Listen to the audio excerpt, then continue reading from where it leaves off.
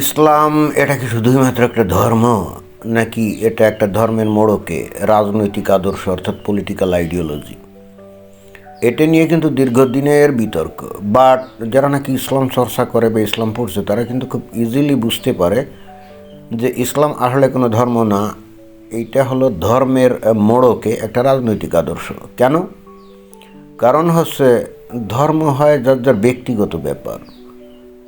যে কোনো ধর্ম যদি নিজেকে ধর্ম দাবি করে তাহলে সেটা হবে ব্যক্তিগত ব্যাপার। অর্থাৎ যদি কেউ বিশ্বাস করে খ্রিস্টিয়ানিটি একটা ধর্ম, তাহলে এইটা শুধুমাত্র তার ব্যক্তিগত ব্যাপার হবে। সে যীশু খ্রিস্টকে তার ত্রাণকর্তা হিসাবে গ্রহণ করবে, এবং যে গ্রহণ করবে সে নাজাত পাবে, যে গ্রহণ করবে না সে দোজখে যাবে। এরকম আমি যদি ধরি, এখানে কেউ কাউকে ওই ফোর্স করতে পারে না, অথবা রাষ্ট্র কাউকে বাধ্য করতে পারে না যে তুমি এই ধর্ম অনুসরণ করবা, অথবা খ্রিস্টান ধর্মের রীতিনীতি এটা রাষ্ট্রীয় বিধিবিধানে আত্মীকরণ করতে পারে না। যদি করে তাহলে সেটা কিন্তু আর ধর্ম থাকে না, সেটা হয়ে যায় একটা পলিটিক্যাল আইডিওলজি।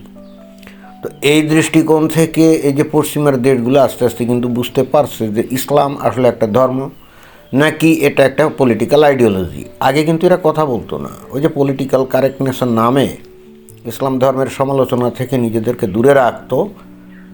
কারণ তারা মনে করতো যে ইসলাম নিয়ে যদি বেশি আলোচনা সমালোচনা করে, হজরত মুহাম্মদকে নিয়ে যদি আলোচনা সমালোচনা করে, তাহলে মুসলমানদের অনুভূতিতে আঘাত লাগবে। তো এই সম্মানটা তারা দেখাতো।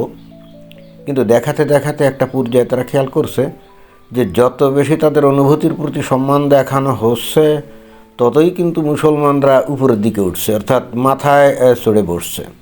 তো এই জন্যে অবশেষে এখন ঝেড়ে কেশে একেবারে পরিষ্কারভাবে পশ্চিমা দেশের লোকজনে কিন্তু এখন ইসলাম নিয়ে কথাবার্তা শুরু করছে, এবং তারা কিন্তু পরিষ্কারভাবে বলছে যে এটা আসলে একটা ধর্ম নাকি রাজনৈতিক আদর্শ। এখানে এই যে একটা টেলিভিশন শোতে মনে হয় একজন সাক্ষাৎকারে এই কথাগুলো পরিষ্কার করে বললো, আমরা শুনতে পারি। Islam is not a religion, it is a political system that is not here to coexist. They don't coexist with anybody. For the একেবারে পরিষ্কারভাবে বলল, Islam is not a religion, it's a political system. Islam did not coexist with anybody or does not coexist with anybody. এর মানে কি? যারা ইংরেজি একটু কম বোঝেন তারাও অলরেডি বুঝে গেছেন যে এই ভদ্রলোক বলল যে ইসলাম কোনো ধর্ম না, এটা হলো একটা পলিটিক্যাল সিস্টেম, এবং ইসলাম কোনোভাবেই অন্য কারো সাথে কোএক্সিস্ট অর্থাৎ সহাবস্থান করে না, অর্থাৎ সহাবস্থানের ব্যাপারে ইসলাম কোনো ছাড় দেয় না। এটাই তার বক্তব্য। last 1400 years of Islam, Islam has never coexisted with any religion, any people, any tribe, any nation. Even though they এই যে পরিষ্কারভাবে বলল যে গত 1400 বছর ধরে ইসলাম কখনোই অন্য কোনো ধর্ম অথবা গোত্র অথবা অন্য কোনো আদর্শের মানুষের সাথে কখনোই সহাবস্থান করেনি। একেবারে ক্লিয়ার কাট বলল, তাই না? এবং ইতিহাসও কিন্তু সেটাই সাক্ষী দেয়। এবং এটা যে কত সত্য সেটা কিন্তু অলরেডি আমরা এখন বাংলাদেশেও টের পাই, তাই না? এই যে বাংলাদেশে স্বাধীনতার সময় তো 71 সালে কত 20-22% হিন্দু ছিল, তাই না? কোএক্সিস্ট করতে পারে না বলে, অর্থাৎ মুসলমানরা এদের সাথে কোএক্সিস্ট করতে পারে না বলে বিভিন্ন সময় বিভিন্ন অকারেন্স ঘটিয়ে হিন্দুদের মনে ভীতির সঞ্চার করা হয়, এবং এর ফলেই তো তারা আস্তে আস্তে ভিটে মাটি ঘটি এগুলো হয় ফেলে অথবা খুব নাম মাত্র মূল্যে মুসলমানদের কাছে বিক্রি করে এরা কোথায় ওই ভারতে ভেগে গেছে, তাই না?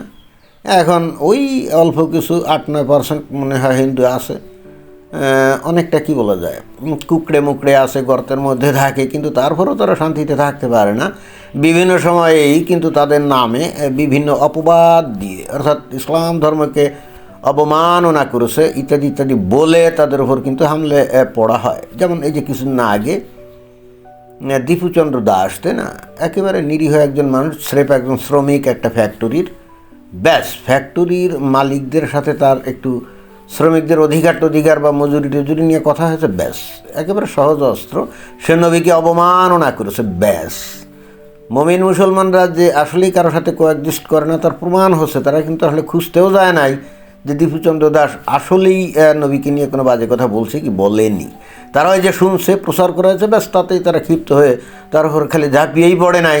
প্রথমে ভালো রকম মারধর করছে, তারপর কী করছে, জ্যান্ত হুড়িয়ে মারছে, তাই না? এটা হাউ ইজ ইট পসিবল? ওই ব্যক্তি দোষী কি দোষী না সেটারও ধৈর্য তাদের নাই জানার, তার আগেই তারা হত্যা করে ফেলছে। তাহলে এ থেকে কি বুঝতে আর কারো বাকি আছে যে মুসলমানদের মধ্যে মানে সহাবস্থান বা ধৈর্য, সহ্য বা সংযম কি মারাত্মক রকমভাবে কম, তাই না?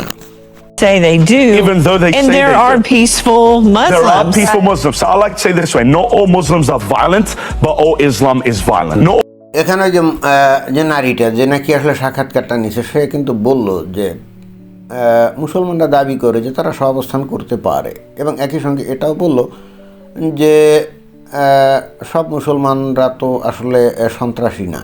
হ্যাঁ, যখন মুসলমানরা কোথাও কোনো ঘটনা ঘটায় ধর্মের নামে, এরপর বাকি লোকগুলো কিন্তু এসে বলা শুরু করে যে হ্যাঁ, ওই লোকটা কি করছে, ওইটা কি ইসলাম না কি, ইহার সাথে ইসলামের কোনো সম্পর্ক নেই। বাট এখন এই যে পশ্চিম দুনিয়ার মানুষগুলোকে কিন্তু এই ধরনের মিষ্টি মুখরোচক কথা দিয়ে আর ভুলানো যাচ্ছে না। এরা এই যে বললো, কি বললো, যে not all Muslims are not violent but all Islam is violent. বুঝছেন? অর্থাৎ সব মুসলমানরা যে ভায়োলেন্ট, সন্ত্রাসী এরকম না, বাট টোটাল ইসলামটাই একটা ভায়োলেন্ট adorsho, এটাই তো সে বললো নাকি? And Say there they are do. peaceful there are Muslims. peaceful Muslims. So I like to say this way: not all Muslims are violent, but all Islam is violent. Not all তো আমরা তার বক্তব্য আবার একটু শুনলাম, not all Muslims are violent but all Islam is violent. আশা করি বুঝতে পারছেন সে কি বলছে। Not all Christians are holy, but all Christianity is holy. But you see, এবার সে একটা তুলনা দিল যে not all Christians are Holi, অর্থাৎ সমস্ত খ্রিস্টিয়ান এরা কিন্তু পবিত্র না, বাট খ্রিস্টিয়ানি ইটসেলফ ইজ হোলি। অর্থাৎ খ্রিস্টিয়ানিটি হোলি, কিন্তু তার ফলোয়াররা সবাই যে হোলি তা না। কিন্তু অন দ্য কন্ট্রারি, মানে বিপরীতে তার বক্তব্য কি, সব মুসলমান ভায়োলেন্ট না, but all Islam is violent, right? আর খ্রিস্টানদের ব্যাপারে বলছেন not all Christians are holy but all Christianity is holy. কি অদ্ভুত তুলনা দিল, রাইট? দেখি তারপর কি বলে। a Christian not holy, getting drunk, sleeping outside of marriage, you're like, that guy's not really a Christian. Right. Same with Islam. When you see a peaceful Muslim, you might say that's Islam. That's not Islam. That is a lukewarm, moderate Muslim that's not following his prophet or his founder. So সে বলল যে খ্রিস্টিয়ানরা যখন ব্যক্তিগতভাবে illicit মানে illegal sexual intercourse করে, মানে বিবাহ বহির্ভূত sexual intercourse করে বা ড্রিঙ্কিং করে বা অপবিত্র জীবনযাপন করে, এটা কিন্তু খ্রিস্টিয়ানিটির প্রমাণ না বা উদাহরণও না। অর্থাৎ তারা সত্যি সত্যিই খ্রিস্টিয়ান না। অর্থাৎ তাদের জীবনযাপন যেহেতু অবিশুদ্ধ, দূষিত, এহেতু it doesn't represent their religion Christianity. On the contrary কী বলছে? বলল যে সমস্ত মুসলমান, মানে অনেক মুসলমান আছে যারা নাকি হয়তো ভায়োলেন্ট না, যাদেরকে বলা হচ্ছে কি, বলা হচ্ছে যে যাদেরকে বলা হচ্ছে মডারেট মুসলিম, কিন্তু তারা বেসিক্যালি আসলে খাঁটি মুসলমান না। তারা তাদের নবীকে অনুসরণ করে না, তারা তাদের কোরআনকে অর্থাৎ ইসলামকে অনুসরণ করে না। ইন্টারেস্টিং ব্যাপার না? অর্থাৎ খ্রিস্টানদের মধ্যে যারা সত্যিকার অর্থে হোলি জীবনযাপন করে না, তারা কিন্তু খাঁটি ইয়ে না, তারা কিন্তু খাঁটি খ্রিস্টিয়ান না। কিন্তু অন দ্য কন্ট্রারি বলছে যে যে সমস্ত মুসলমানরা বস্তুত তাদের ধর্মকে অনুসরণ করে না, তার নবীকে অনুসরণ করে না, তারা কিন্তু আসলে মুসলমানই না। কি অদ্ভুত ব্যাপার! অর্থাৎ ইসলাম অনুযায়ী তারা কিন্তু জীবনযাপন করে না, এবং অতঃপর নিজেদেরকে আবার মডারেট মুসলিম বলে। অর্থাৎ এখানে সে বোঝাতে চাচ্ছে যে মডারেট মুসলমানরা তাদের যে জীবন আচরণ এইগুলো দেখে অমুসলিমদেরকে কোনোভাবেই বিভ্রান্ত হওয়ার কোনো সুযোগ নাই যে তারাই আসলে খাঁটি ইসলাম এবং তাদের আচার আচরণ হলো ইসলামিক না। So you look at the Quran. The Quran says, kill the infidel, behead the so unbeliever. that's anybody who's not এইবার অসীম সরকারের মতো এই কোরআন থেকে বললো যে কোরআন বলছে যে কি, কিল দ্য ইনফিডেল মানে যে কাফির, মানে যারা নাকি অমুসলিম, বিহেড দ্য আনবিলিভার্স, যারা নাকি বিশ্বাস করবে না, তাদের কি কল্লা ফেলে দাও, তাই না? এখন কিন্তু আমি জানি না, এখন ওই আমেরিকা বসে তো বলছে এখন আমেরিকার মুসলমানরা এর বিরুদ্ধে কি ইসলাম অবমাননার কোনো মামলা টামলা করবে কিনা কে জানে, বাট ভারতে তো দেখলাম যে করছে। Exactly contrast to thou shalt not kill. Exactly. So Jesus said, love your enemies. Muhammad says, kill your enemies. এই ভদ্রলোক বলল কি, Jesus Sage love your enemies, right, অর্থাৎ তোমার শত্রুকে ভালোবাসো। আর মোহাম্মদ কি বলে গেছে, কিল ইউর এনিমিস। এইখানে নিশ্চিতভাবেই ভদ্রলোকটা মনে হয় যে খ্রিশ্চান মাস্টার কিছু হবে, অর্থাৎ খ্রিশ্চিয়ানিটি প্রচারের কোনো ব্যক্তি টেক্তি হবে, এই জন্যই কিন্তু ওই খ্রিশ্চিয়ান ধর্মের সাথে ইসলামের তুলনা দিচ্ছে। কিন্তু কথাগুলো তো রাইট, ওই যে গসপেল অফ জেজাস, সেখানে তো আসলেই যিশু কিন্তু বলছে যে লাভ ইউর এনিমিস। বাট কোরআন হাদিস এইগুলো যদি আমরা দেখি, তাহলে সেখানে তো একেবারে যারা নাকি অমুসলিম, যারা নাকি ইসলাম ত্যাগী, যারা নাকি মুশরিক, কাফের, ইহুদি, খ্রিস্টান, তাদের সাথে কী আচরণ করতে হবে এটা তো ওই কোরআন আর হাদিসের পরতে পরতে লেখা আছে, এগুলো তো এখন সবাই জানে।